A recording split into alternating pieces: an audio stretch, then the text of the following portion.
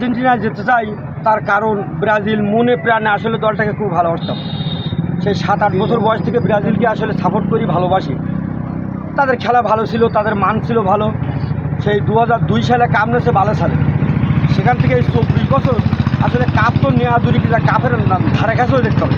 তাদের খেলার মান ভালো না, তারা তো কেউ কারো কমান মানে না।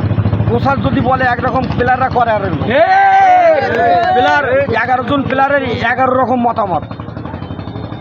আর এই মনের কষ্টে আসলে এদের নিয়ে কোনো জায়গায় কথা বলি দাঁড়ানো যায় না। তাদের খেলার মান মোটেও ভালো না, তাদের নিয়ে তর্ক করি আসলে ফাজিল করা হয়ে যায়। তাদের খেলা ভালো না আসলে। যদি বলা হয় তো কিছু লোক বলে যে তোমরা আসলে বলতি তো আঙ্গুর পর খাই না বলি টক, তোমরা পারো না এদিকে খেলা করতি, এদিকে বলো আমরা ফার্স্ট, আমরা ভালো। ওদের খারাপ বলো।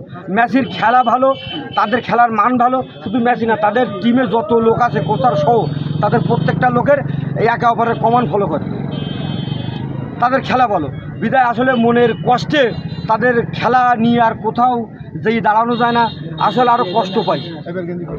এই বিদায় এই কারণে ব্রাজিল আগের মনের থেকে ত্যাগ করে আর্জেন্টিনায় আসতেছে।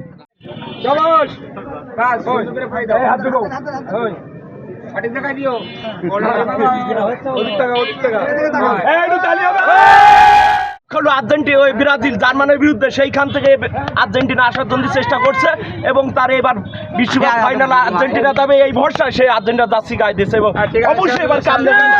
এই জার্সিটা গায়ে দেয় মনে হচ্ছে না যে এবার একটা ভালো দলের একটা জার্সি গায়ে দিতে, যেখানে ইয়ে করা যায় তাদের নিয়ে। দল চেঞ্জ করেছি, তোর মনের বিশ্বাস কাপ তো নেবই, এই বিশ্বাসে